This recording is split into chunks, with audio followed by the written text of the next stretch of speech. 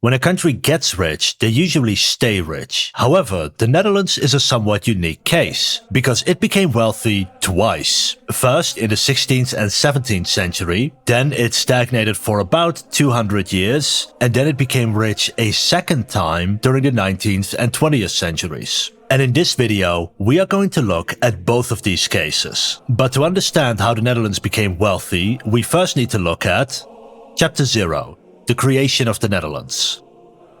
The geography of most countries was created millennia ago, usually sometime around the last Ice Age or African humid period. However, the geography of the Low Countries was created much later, in the 12th and 13th centuries. During these two centuries, the world was undergoing a climate change called the medieval warm period. As temperatures changed, large floods hit the Netherlands for 200 years. The Low Countries had always been suffering from floods, but these ones were much worse. You see, for thousands of years, hills had been constructed in the Netherlands to protect one's tribe or village. When farmers arrived in the Low Countries, those hills were extended around their farmland, called dikes. And those dikes that had been built up for centuries only protected against regular floods. The floods of the medieval warm period were so severe that it dragged entire areas into the sea. When you look at a map of the Netherlands, you see a large body of water in the middle. That used to be the river delta for the Rhine. During the 12th and 13th centuries, several floods dragged the entire delta into the North Sea, creating a new inland sea which they called the South Sea,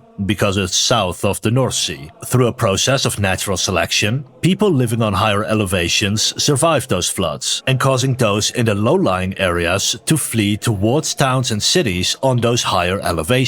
New towns were created, such as Amsterdam, while old towns turned into cities. And all those people living close together was the perfect situation for a plague to spread. And in 1347, the Black Plague hit Europe. This was especially bad in the southern region, known today as Belgium. As people died, it caused a labor shortage, which caused salaries to go up, and people began migrating south to work in Belgium. When the Black Death was over, a lot of land was left unoccupied. To get new workers, the nobility decided to give these abandoned lands to young couples, and encouraging them to marry early. And when you leave a young, heterosexual couple alone in a house for an extended period of time, you will eventually end up with more people. This created a baby boom, and the population recovered by 1500. The dikes were repaired and farmland was reclaimed. Dutch soil is incredibly fertile, meaning that fewer farmers were necessary to feed the population. To show just how fertile it was, by 1500, just 57% of Dutch people were farmers, compared to 73% for the French and 76% for the Polish. Though that does not include stuff like bakers, millers, butchers, and other food-related jobs. I would also like to state that there are very few reliable statistics from that time period. Only the region of Holland kept good records. However, it was also the most developed region, and people living outside of Holland were still wealthier than most people in the world, but not as wealthy as Holland. During this recovery period, the Dutch were very weak, and several foreign powers came to rule the land until it was eventually inherited by the Spanish king in 1516, thereby becoming part of the Spanish Empire. At the time, Spain was building a worldwide empire, and the Dutch were allowed to trade within it. Seeing as the Dutch didn't need a lot of farmers, people began finding jobs in trade. The Dutch had always been a trading country, located between the Rhine River, the Baltic Sea and the North Sea. But now, they could also trade with Spain. Spanish goods began to flow through the Low Countries to Northern Europe. The most profitable was the sugar trade. Spanish and Portuguese ships brought sugarcane to Iberia, and from there the Dutch brought it north. Then they refined the sugarcane into sugar and then sold that off to the rest of Northern Europe. This was so profitable that more and more people began working in shipyards, warehouses, ports, insurance companies, or on the trade ships themselves. In the process, the Dutch gained valuable experience with building ocean-going vessels, with colonization, and with global trade.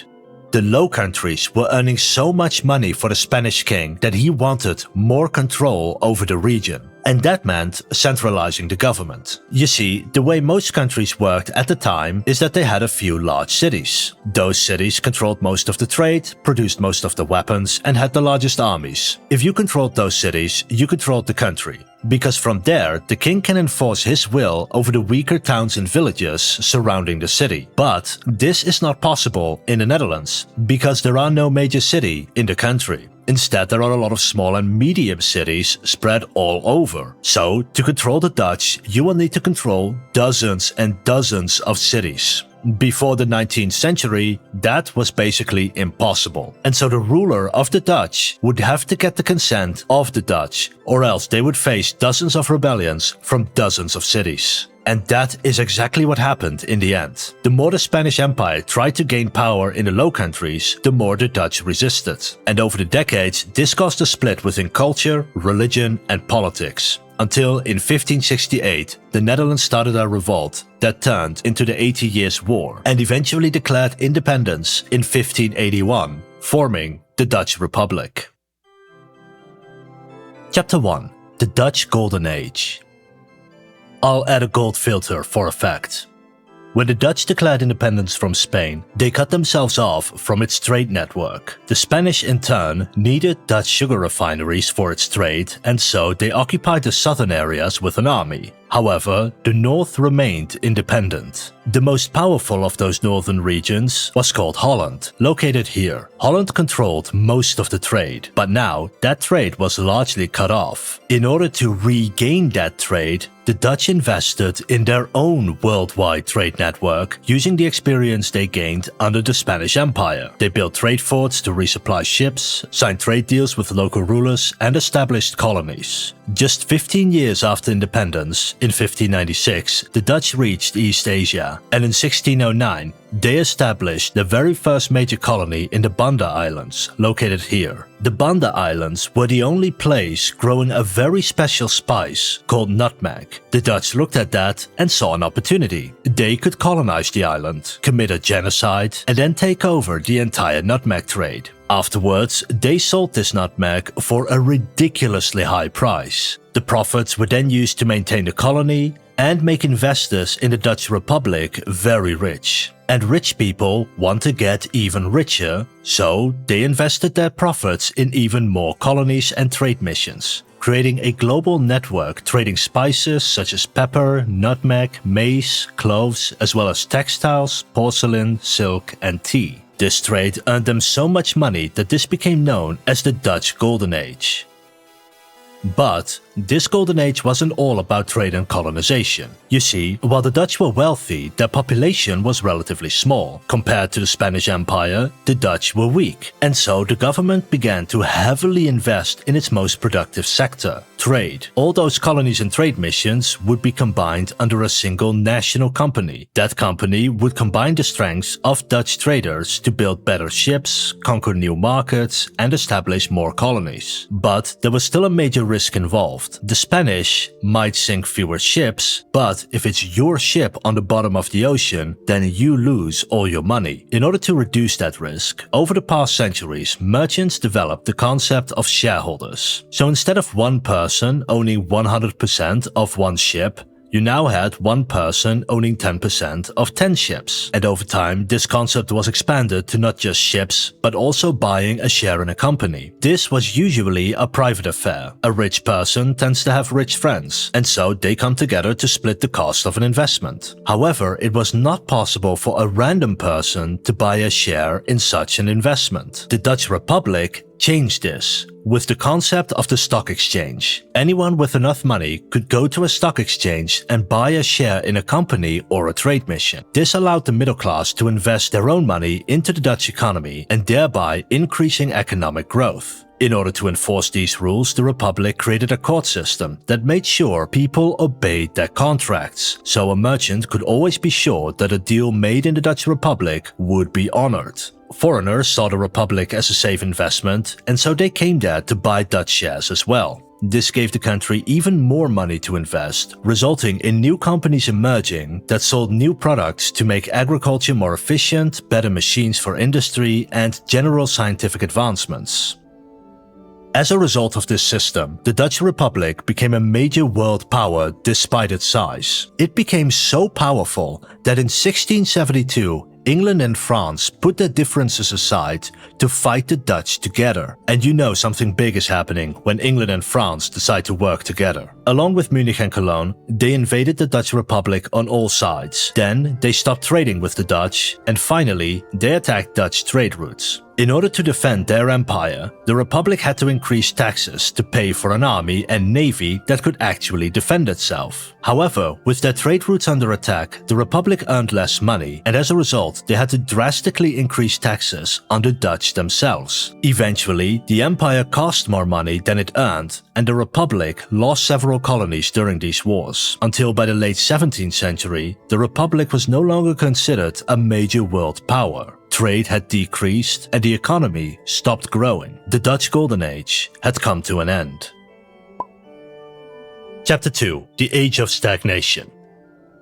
While the Dutch economy stopped growing, it also didn't decline. Instead, it stagnated. Economic growth only occurred when the population increased. So 1% population growth resulted in 1% economic growth. But the wealth per person remained the same, and seeing as they were already the richest people in the world, this was not a problem at first. But when a country stagnates for a long time, then the only way for one person to have more money is if another person has less money. And over the course of more than a century, the Dutch elite began taking more and more money from average people. They bought their way into power, and they created laws to reduce taxes on themselves while increasing taxes on everybody else. As a result, the poor became poorer while the rich became richer. By the end of the 18th century, the Dutch Republic had essentially become an oligarchy ruled by a small group of business elites.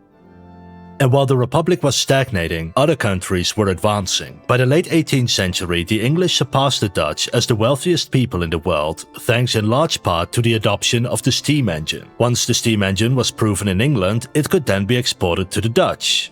Except there were several major problems with this. First of all, there was no iron or coal in the Netherlands. Secondly, the government placed tariffs on foreign goods, even those it could not produce itself. So, coal and iron had to be imported, which already cost extra money, and then the Dutch also had to pay a tariff on top of that. In the Netherlands, the cheapest coal and iron came from England and modern-day Belgium, but transport and taxes simply made it too expensive for a steam engine. It was far cheaper to use water power because there are multiple rivers in the Netherlands they could use for energy instead. It wasn't as powerful as a steam engine, but it was a lot easier. Over time, more and more countries surpassed the Dutch, such as the Germans or the French. By the late 18th century, the Dutch were no longer particularly special anymore. It was now a small country surrounded by multiple larger and wealthy nations, such as, for example, France. And in 1795, Napoleon invaded the Dutch Republic, removing the oligarchy from power, and installed a new government modeled after Napoleon's government, with a single dude in charge of the entire system. Over the next 18 years, they reformed the entire government into a central government, where the king became the dictator in control of everything. But as Abba once told us, at Waterloo Napoleon did surrender. Oh yeah.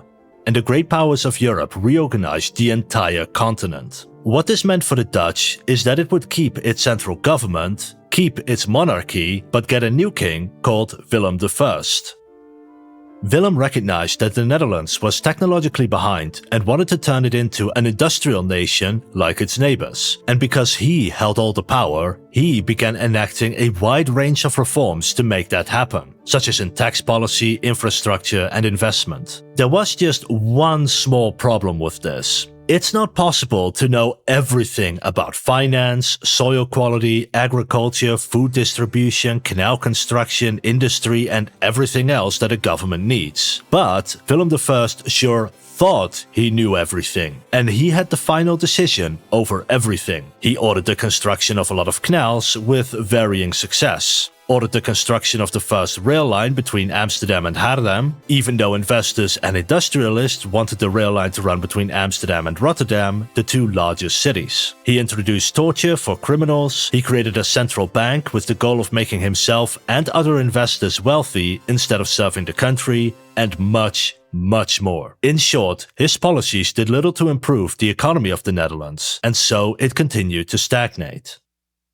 But then, everything changed when Belgium happened.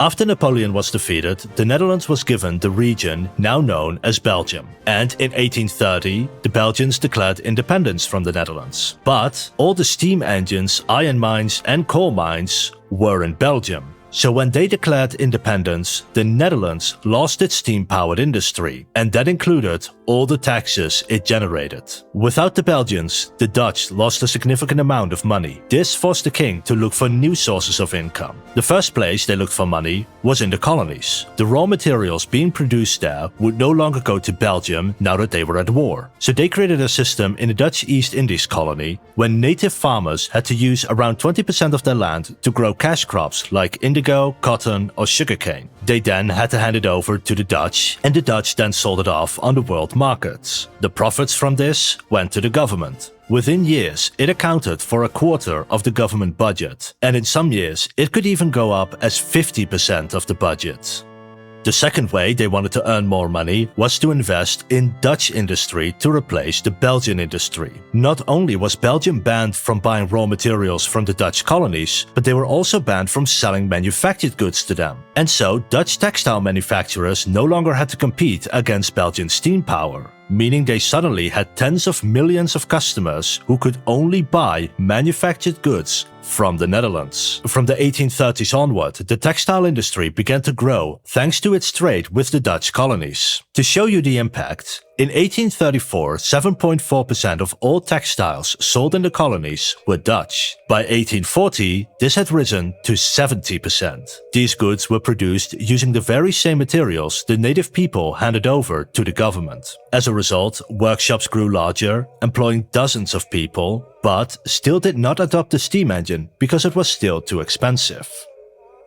But they did see a very small increase in economic growth of about 0.2% per year. This was only slightly above the population growth, but well below the 1% growth in the German states or the United States. King Willem I died in 1840, and he was succeeded by his son, Willem II. We have a lot of Willems lying around the royal family. Willem II was not much better than his father. Their inability to create long-term economic growth became clear during the 1840s potato blight, where a disease killed off a large portion of the potato crop, and as a result causing food prices to increase. The Dutch were now almost a century behind technologically. They had become one of the poorest countries in Western Europe at that point, and their government was incompetent. And so, in 1848, mass protests broke out that caused the state to reform from an absolute monarchy to a constitutional monarchy, where wealthy middle and upper class men could vote for parliament that would rule alongside the king. Women and the poor were not allowed to vote and would keep protesting until we finally gave everyone the right to vote in 1919. Therefore, in the early years of Dutch parliament, they had to cater only to the needs of the wealthiest people in society in order to gain more votes. And rich people want to become even richer. They wanted to become just as rich as the factory owners in England.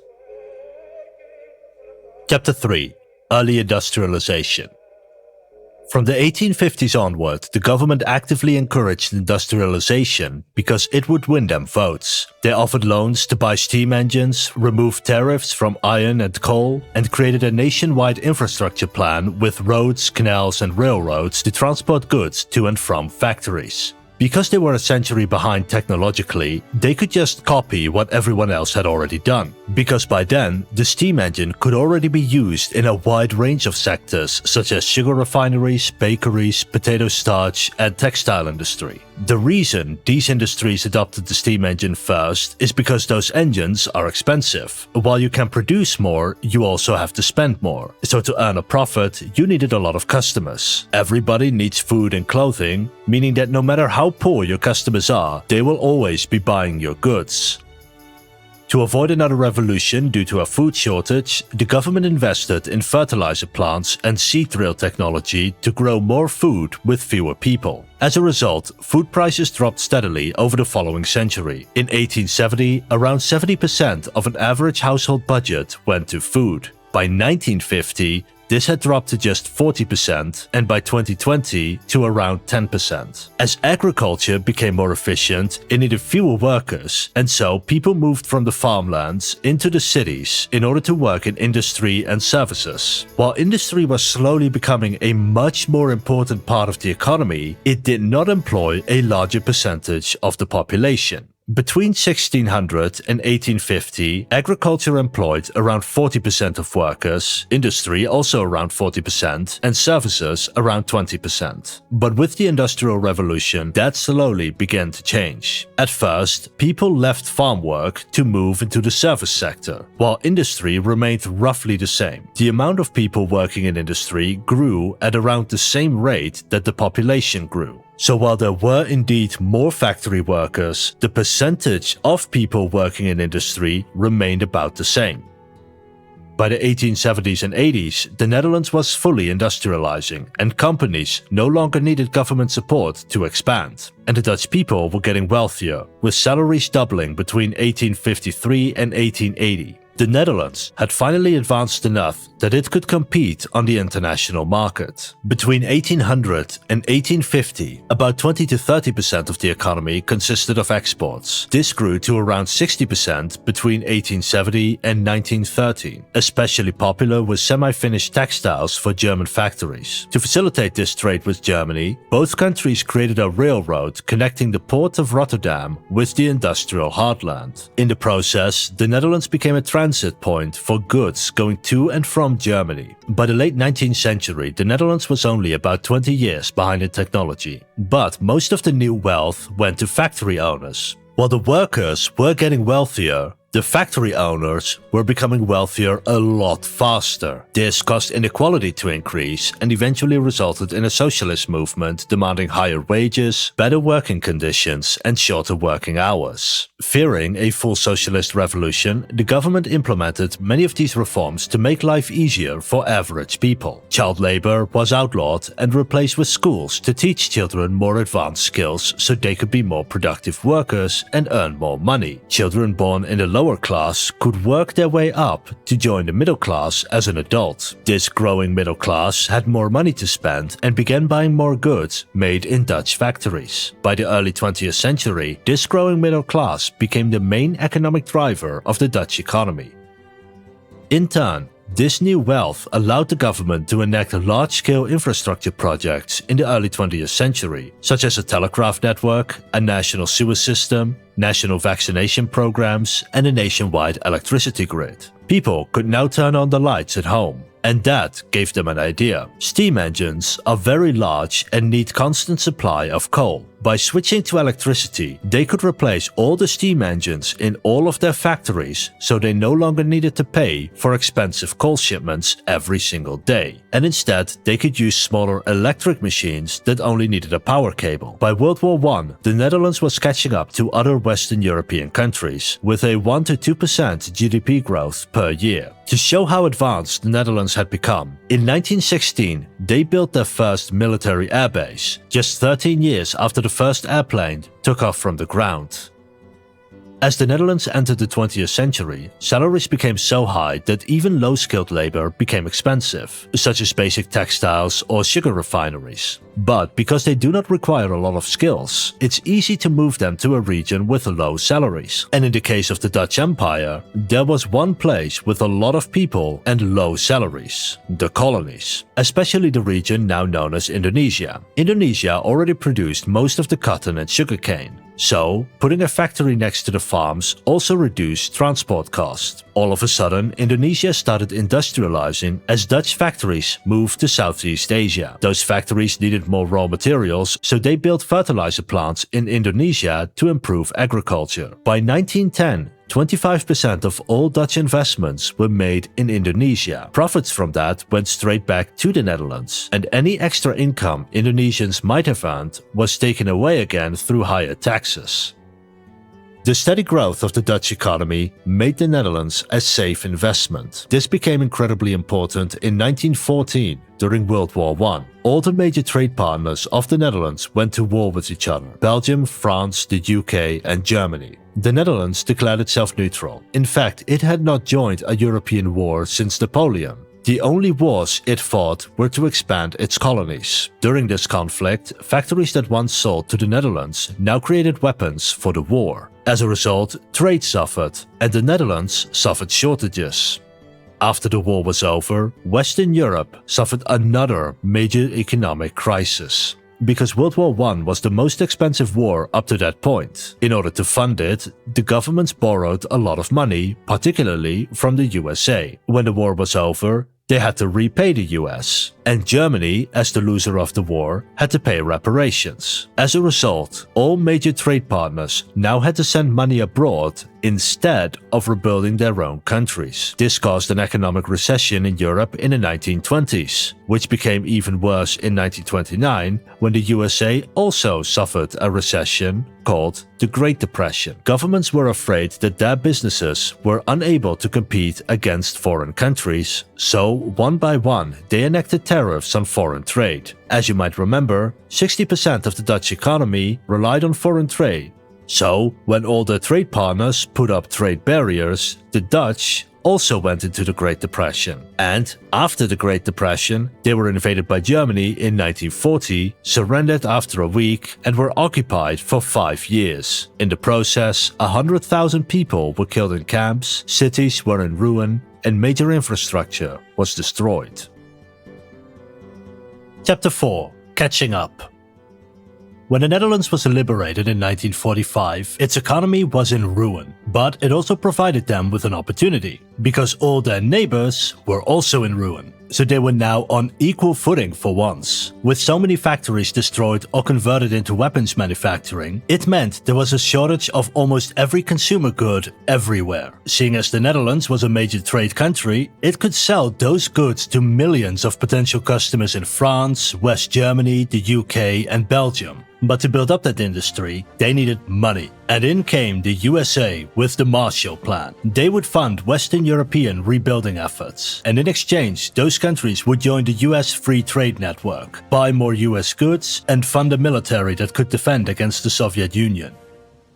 While the US trade network was vast, most Dutch trade partners were in Western Europe. To increase trade between those countries, the Netherlands supported the creation of the European Steel and Coal Community, a free trade zone for coal and steel between West Germany, Netherlands, Belgium, Luxembourg, France and Italy. Over the decades, this organization was slowly expanded to include all forms of trade, such as standardizing currency exchanges, common foreign investment rules between member states, a common visa requirement, etc. Eventually reforming it into the European Economic Community and finally the European Union we all know and love hate today. The effects of these policies were immense. By 1947, the Dutch economy reached its pre-war level. By 1952, the Dutch economy had not just recovered from World War II, but was also rapidly growing its economy. However, being part of the US Free Trade Network meant there was also a lot of foreign competition, and various Dutch businesses simply could not compete and were forced to shut down. This allowed more profitable companies to expand instead, going through a process called comparative advantage, where the Dutch export goods they are good at making and import goods they are bad at making. By focusing on fewer products, the Dutch can make them faster, cheaper, and in higher quality, using more advanced machinery. But in order to operate that machinery, the Netherlands needed more educated people. So the government significantly increased spending on education. In 1939, the Netherlands spent 200,000 guilders on education. By 1952, this was up to 4.4 million. The Netherlands not only had more students, but they also improved the teaching methods. Let's look at just one of these examples: the University of Wageningen. This university has become one of the best in the fields of agricultural research and education. After World War II, Dutch agriculture had a major problem. It was cheaper to buy food from other countries than to grow it ourselves. That's because farmers in Asia, Africa and South America had lower salaries. But most countries don't want to rely on others for food, because any disruption in trade can cause a famine. To keep prices low, the Netherlands invested in the University of Wageningen to develop better machines, better fertilizers and better greenhouses to increase the productivity of Dutch farmers. Focusing on crops the Dutch are good at growing, such as cucumbers, tomatoes, flowers and animal products. Today, about 75% of Dutch agriculture is exported. Those products are so expensive that the Dutch have become the third largest exporter of agricultural goods in terms of value. But while the Dutch successfully rebuilt its economy, it did not successfully rebuild its empire. During World War II, Japan occupied Indonesia and hired local people to help govern all of it. When World War II ended, the Japanese had to leave. But it would take several months for the Dutch colonial force to arrive. During this power vacuum, Indonesia declared independence. The Indonesian taxes had been vital to the Dutch government, so they responded by sending an army to commit many of the same atrocities the Germans had committed in the Netherlands. Eventually, the USA feared that the Soviet Union might fund a communist revolution in Indonesia, and therefore the US forced the Dutch to grant independence in 1949. After independence, the Netherlands and Indonesia remained trade partners at first. After all, Dutch investors still owned many businesses in the country. But the relationship between the Dutch and Indonesian worsened over disputes over West New Guinea until Indonesia decided to send an army into every Dutch business and factory in the country and took it over in 1957. In a single move, decades of Dutch investments were lost because the government refused to grant independence to its colonies. Considering Indonesia is expected to become the fourth largest economy by 2050, we really shot ourselves in the foot here. In fact, it would take until 2020 for the Dutch government to finally apologize. In line with earlier statements by my government, I would like to express and repeat regret and apologies for the excessive violence on the part of the Dutch in those years. This is the Dutch king. His main job is public speaking. And isn't he doing just a fantastic job? Anyway, over the following decades, most of the Dutch Empire became independent. Only Bonaire, Sint Eustatius and Saba remained part of the Netherlands. With the loss of its empire, the Dutch economy shifted its focus on Western European trade instead. The economy entered a new stage where half was geared towards foreign markets and half towards Dutch markets. This remained true from 1950 all the way to today. The Dutch economy was doing so well by the 1960s that unemployment reached almost 0% and the country had a labor shortage. So it hired foreign workers, particularly from Turkey and Morocco. The Netherlands has historically been a more tolerant country than its neighbors, with less sexism, racism and other forms of discrimination, meaning women and minorities are less likely to be rejected from a school, a job application or from other opportunities in life, which in turn made these people more productive than their counterparts in other countries. Around this time, families started earning enough money to afford fridges, washing machines and dishwashers. This in turn freed up a lot of household work, and women now had enough free time to join the workforce. And that helped to solve the worker shortage, and the Dutch economy would continue to grow. By 1970, the Dutch economy had the 38th highest GDP per capita and increasing to the 17th place by 1980. The Netherlands had not only caught up with its neighbors, it had surpassed its neighbors, becoming one of the wealthiest people in the world once again. Chapter 5. Economic Slowdown. Once you're at the top, it's difficult to stay there. Instead of copying others' technologies, the Dutch now had to invent their own technologies. As a result, the productivity increase per year began to slow down. The Dutch workers were still becoming more efficient, but the rate at which that efficiency increased was no longer as high as before. Yet, at the same time, while worker productivity slowed down, the amount of workers drastically increased. Because baby boomers were becoming adults, women were joining the workforce, and foreign workers decided to settle in the Netherlands. But this lack of productivity growth only occurred in one sector of the economy: services, such as construction, government services, retail, or call centers, saw almost no productivity increase since the introduction of the telephone or the computer. Some, like construction, became less productive. Although that said, there are major exceptions in this, such as logistics and IT. But this leaves us with a question. Why is a lack of innovation in services dragging down the entire Dutch economy? Well, this is all part of a very long process. Up until around 1800, the percentage of people working in agriculture, industry and services remained around the same. When industrialization took off in the 1850s, the first sector to automate processes was agriculture and workers were fired. In 1850, farmers were 40% of the population, but over time, this decreased to just 2% by 2020. Over those 170 years, those workers moved a little bit towards industry, but mostly into services. Until by the 1870s, this exact same process happened in industry, where more advanced machines meant you needed fewer factory workers. Industry went from employing around 35% of the population in 1870 to around 18% by 2020, slowly declining over the course of 150 years. And all those industry workers also moved into the service sector. So every time there was an innovation, everyone just moved into the service sector. As a result, that sector always had more workers than they needed. And when you have more workers than job positions, salaries remain low. You can still see that in the Netherlands, where most service workers earn less than an engineer or a farmer does. Service workers are so cheap, in fact, that it is cheaper to just hire more workers rather than making the current workers more productive, which means that there is no reason to invest in innovation within the service sector because you can just hire a few more workers and be done.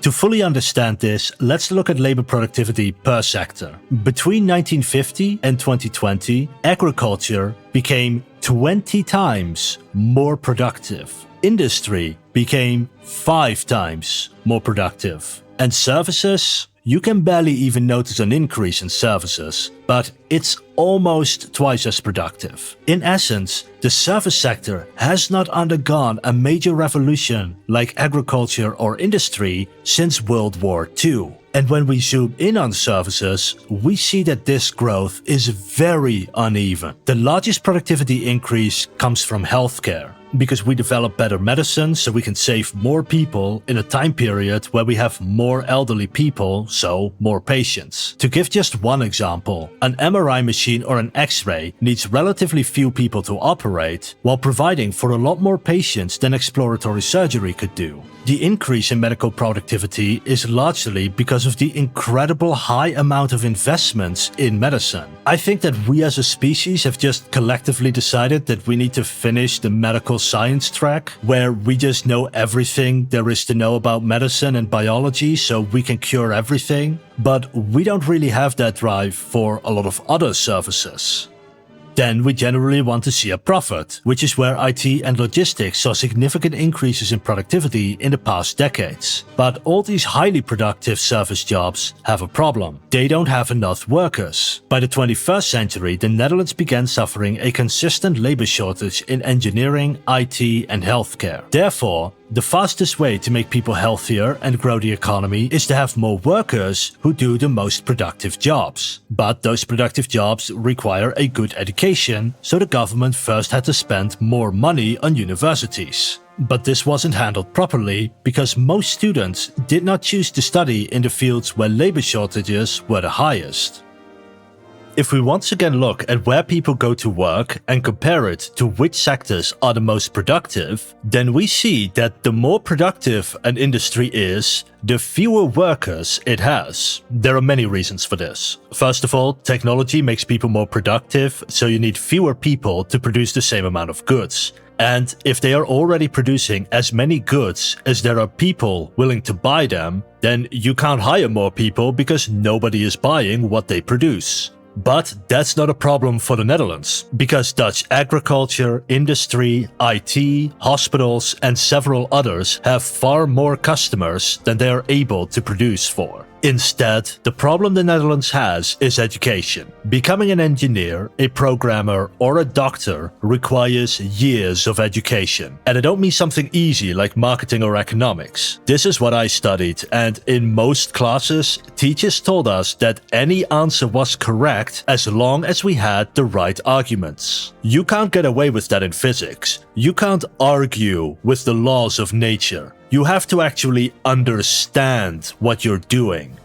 So if you want more engineers, programmers, doctors, and other highly productive workers, you need to convince students to actually want to learn those fields. The main reason people don't want to study these fields is because they think it's too hard. If you think math is difficult, you probably don't want to study physics, but there are better ways of teaching children than we are doing now. So they have more knowledge and the transition into a more advanced field is much easier. However, if you reform education today, the full effects are only noticeable after 20 years when the first child went through the entire new education system. By then, another political party is in power who will claim all the credit. And in 2020's Dutch politics, taking credit is much more important than taking responsibility. So instead, the government focuses on short-term solutions, such as re-educating people in similar fields. So a car mechanic can become an elevator mechanic,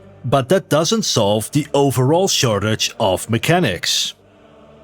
And so instead, more and more people are moving into the service sector, often doing jobs which do not fit the education they received. I mean, look at me. I studied retail, wholesale, international business and marketing. I have 4 degrees, and here I am making history documentaries on YouTube. I am both overqualified for a job I could not get and underqualified for a job I created myself. And while this is all nice and dandy if you want education just for the sake of education, most people go to school because they want a job they actually like or they're good at, but they do not yet have the knowledge. And if that doesn't get fixed, then the most productive businesses have labor shortages, while the least productive businesses have so many workers they don't need to invest in innovation, and as a result, economic growth remains low. You might have noticed that over the past couple of decades, investors are hyping up innovations in the service sector. Computers, telecommunications, the internet, and now AI. They were so hyped about it because those innovations would help the service sector the most, and that is also the one sector that has not seen a major revolution since World War II. Unlike industry and agriculture, where nearly all areas of both sectors have seen significant growth, with services, it's limited to just a couple of areas. Because industry and agriculture are so efficient, they are also able to produce more than the Netherlands can consume. As a result, these sectors earn 70% of their income through exports. Services, on the other hand, exports only 25%. And most of those service exports are intellectual property. The Netherlands produces a lot of media that is exported. You might have heard of a few of these obscure Dutch shows, such as Big Brother, The Voice, or Dating in the Dark, which were all created in the Netherlands. However, most people do not speak Dutch. So while Hollywood can show their English movies and series to over 2 billion English speakers worldwide, Dutch shows work a little bit differently. They create a local version of a TV show. I think most of us watching at least know about a Big Brother show that took place in their own country. But it goes even further than TV and movies. 98% of my views come from outside the Netherlands. The money I receive from you watching ads, because I know you're all watching my videos without ad blocker on, is part of Dutch exports in the service sector, with Historyscope being registered as a media and entertainment business. Because the Dutch economy relies so much on export, it needs to sell to more foreigners in order to grow. When the First Cold War ended, the eastern half of Europe opened up to trade with the western half. The Netherlands pushed for an increase in EU membership to increase the amount of customers it could sell to. To make this trade even easier, they supported free movement, the euro, and invested in the economic development of poorer EU members. Because when your customers are wealthier, they will buy more of your goods. By the 2020s, about 2/3 of Dutch trade is with other EU members. However, this has also increased competition from other EU countries. Because just as Romanians might buy Dutch goods, the Dutch will also buy Romanian goods. This competition forces a lot of businesses to move their facilities abroad, where salaries are lower, in order to remain competitive. And a lot of low-skilled labor moved abroad. Factories usually move to East Europe or East Asia, while call centers move to former colonies that speak Dutch, like Suriname. The jobs that remained, however, were the most productive and high-skilled. A good example of this is ASML, which creates the machines needed to make computer chips. By the early 21st century, the lack of productivity growth became a problem when baby boomers started retiring. As a result, the cost of pensions and healthcare went up, but at the same time, taxes did not increase at the same rate. So over time, the government needed more and more money to pay for healthcare, pensions, and everything else the country needed to survive. In order to get more taxes, the Netherlands decided to welcome foreign workers, especially from poorer EU countries. Because the Netherlands has open borders with dozens of countries, a lot of workers choose to go to the Netherlands to earn more money. Some remain forever, like my girlfriend, while others work for a few months or years before going back with all the money they saved up.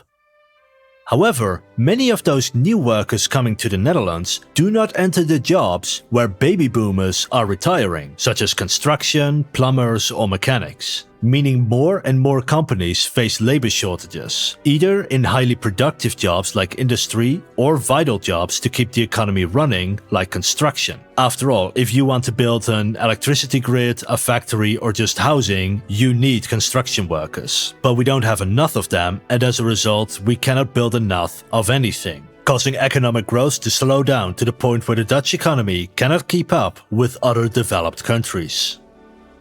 This video was made possible by our YouTube members. If you also want to support the channel for €5 or more, it's greatly appreciated. Chapter 6. Economic Challenges. While the Netherlands was facing economic slowdown, the government did very little to actually fix the problem effectively. Their solution to the whole problem was actually quite simple. Lower taxes. Are the rich not investing enough? Remove the wealth tax. Are companies suffering financial difficulties? Lower the corporate tax. Do poor people not have enough money to survive? Well, we can't do anything about that. After all, we're too busy lowering everyone else's taxes already. However, this is a major problem. If the government lowers taxes, it also needs to reduce expenses. To that end, the government under Jan-Peter Balkenende decided to cut a bunch of government programs, specifically those targeting the poor.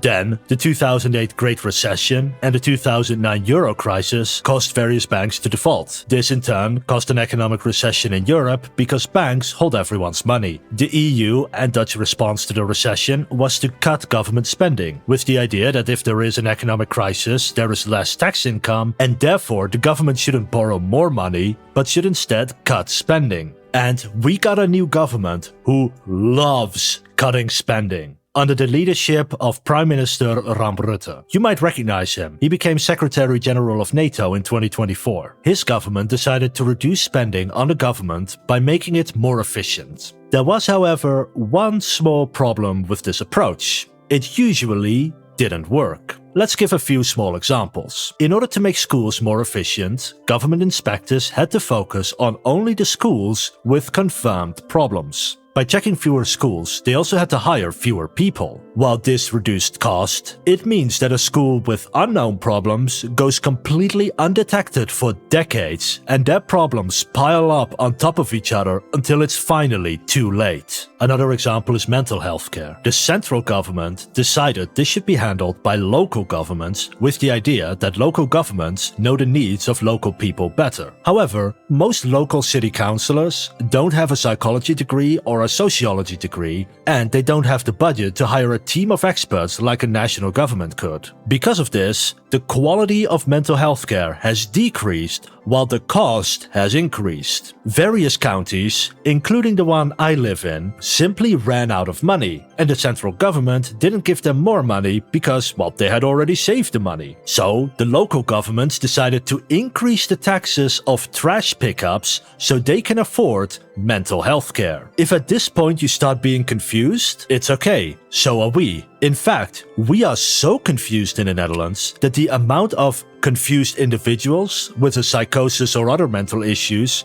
has significantly increased. But we as the Dutch are not just damaging our minds, we're also damaging our bodies. Because the government cut spending on pollution inspectors and told companies they would have to do their own inspections. As you can imagine, companies that pollute simply lied on their reports. A prominent example of this is the Tata Steel factory located here in IJmuiden.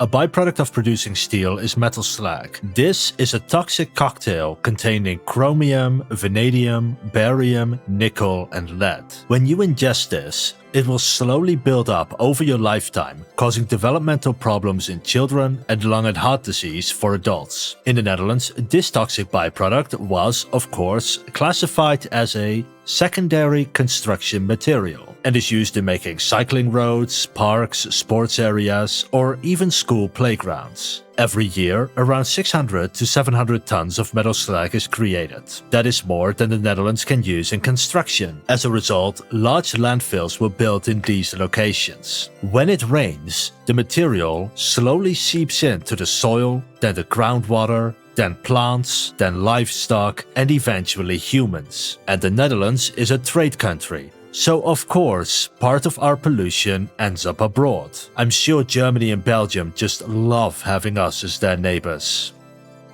Recently, we discovered that companies are also dumping a dangerous group of chemicals called PFAS, which causes a wide variety of illnesses. There are streets in the Netherlands located next to factories where almost everybody has had cancer. There is one woman in particular who I will always remember. And if you don't speak Dutch, then please turn on subtitles for the next part, because I did put them in English. De achters en man en vrouw, die hebben al 2 kanker gehad. Wilma heeft kanker gehad. Ik ben al 2, 3 jaar hier, ik heb nu ook al kanker gehad. Buurman is gestorven aan kanker. En buurvrouw heeft kanker gehad, zijn vader en moeder is gestorven aan kanker. Ze zijn in een kankerstraat. By the way, this isn't just a Dutch problem. In the description is a link to a website showing that this has happened all over Europe. You too might be living on a cancer street right now. Up until now, the attitude of the Dutch government has been, if nobody actually checks for a problem, then nobody knows there is a problem. And if nobody knows there is a problem, then you won't lose voters during the next election. This is all part of a much larger pattern in Dutch politics of ignoring a problem until it becomes a crisis. Eventually, these crises begin piling up. And by the 2020s, the Netherlands is facing more crises than I can even remember. To give another example of a crisis, we pollute too much nitrogen, which causes certain plants to grow too fast and they push out all the other plant species. But those other species are needed to maintain a healthy soil. And without a healthy soil, the dikes will break and the crops will fail. Eventually, the government decided to solve this problem by reducing the amount of nitrogen that could be emitted. And that meant simply limiting how many factories, houses, or infrastructure is allowed to be constructed. This then of course causes a shortage of industry, electricity, or housing. That not only slows down economic growth, but also increases prices of everything, causing a cost of living crisis. So let's actually list all the issues the Netherlands is facing right now. We have a soil pollution, a water pollution, an air pollution, nitrogen pollution, a cost of living crisis, rising poverty, a housing crisis, an industry shortage, and an energy crisis. In order to fix all of this, the government is going to require major investments. That means researching ways to reduce pollution, investing in construction, combating poverty, and focusing the economy on more productive areas such as IT. And that requires a lot of money. Problems that have been ignored for decades suddenly all need to be solved at the same time in the 2020s. And unfortunately, the government is not up to the task. Because in an effort to save money, the government fired a lot of employees and replaced them with consultancy agencies. The idea was that an agency will do a better job because they can earn a profit, unlike a government agency, and as a result, they will try to produce a better product. However, what actually happened is that consultancies first hired the best government workers by offering higher salaries. Then they were hired indirectly by the government to do the exact same job as before. And because these were once the best government workers, the consultancies they worked for now had the best results. The politicians looked at this and concluded to replace more and more agencies with consultancies because apparently they're more efficient. By the 2020s, there are entire areas of local, regional or national government which rely entirely on outside private consultancy agencies, and there is nobody left within the government who can actually check their work anymore. And if consultancies can no longer have their work evaluated by the government, then there is no incentive to do a good job. And because there is no competition from inside the government anymore, the consultancies raise their prices. In the end, this resulted in lower quality and higher cost. And this has left the government completely unable to resolve any of its major issues like mental health care, care for children, or combating poverty, resulting in more and more people with mental health problems and nobody dare to help them. And people with mental health issues are more likely to commit crimes, meaning that in the long term everyone will be paying more for the police, for prisons, and for mental health care after they've already done something bad. But let's say I as a Dutch person am very upset. Well, people can try to sue the government. However, those lawyers are paid by the government. So they decided to simply reduce the funding for them. And as a result, only people who can afford their own lawyer have access to the justice system in relation to the government. When a problem does become a crisis, the government is suddenly able to get things moving. For example, the Netherlands has invested in solar energy, wind energy and nuclear energy to reduce CO2 and nitrogen pollution. Basic pollution laws are finally starting to be enforced and corruption inside the government is finally being taken care of. However, that is still not solving the bigger problem that is causing all of these crises to begin with and letting them pile up in the first place. The government has been unwilling to put anti-corruption laws in place for the highest offices of government. And when they are in place, there is almost no punishment when Parliament breaks its own laws. And there isn't even a special anti-corruption agency for the king or the prime minister. In simple terms, there is no punishment for a politician who does a bad job as long as they are the ones in charge. In essence, the Dutch government has reformed itself into a position where it is no longer able or willing to actually address the major issues our country is facing.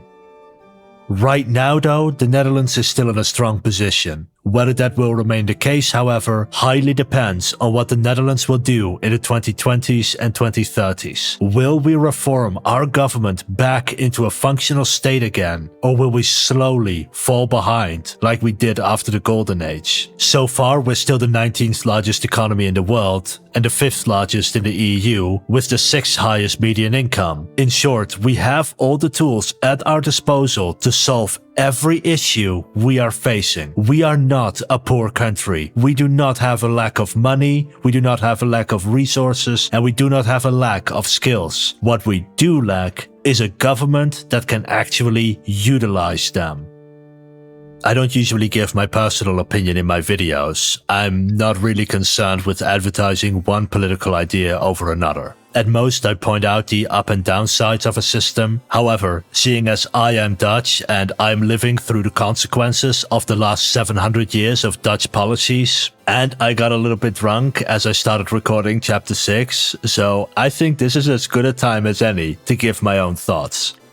Ever since the 1848 revolution, the Netherlands has been a democracy. First for a group of rich men and eventually all adult citizens. During that time, the Netherlands has been ruled by a government coalition usually made up of several ideologies, with each ideology represented within a certain party. Of course, over time some parties disappeared, some fused together into new parties, and entirely new ones were created. But in general, we've been governed largely by Christian parties and liberal parties. By the late 19th century, the first Labour Party were able to gain enough votes to join a government coalition. And after World War II, non-Christian centrists gained popularity and the labor movement was slowly replaced by left-wing parties in the early 21st century. Today, in the 2020s, this leaves us with the VVD for right-wing liberals, the CDA for right-wing Christian Democrats, D66 for centrists, and PRO for center-left. These four parties and their predecessors have ruled the Netherlands for the last 50 years, with sometimes a few outsiders allowed, such as the Christian Conservatives conservatives or far-right parties like the Freedom Party. But almost every major decision came from these four parties. Every time the government refused to address a problem, every time it saved money and made problems worse, the sheer lack of company oversight and the lack of basic anti-corruption measures all came from these parties. And if we keep voting for the exact same leaders over and over and over again, we will have the same problems over and over and over again. I mean, they didn't even bother to check if companies were polluting us. Why is nobody in prison for this? Why have none of these parties run like a few soil sample tests before an election? Maybe discover dangerous chemicals and use that to campaign to win votes. How many people were killed by our leaders through their inaction,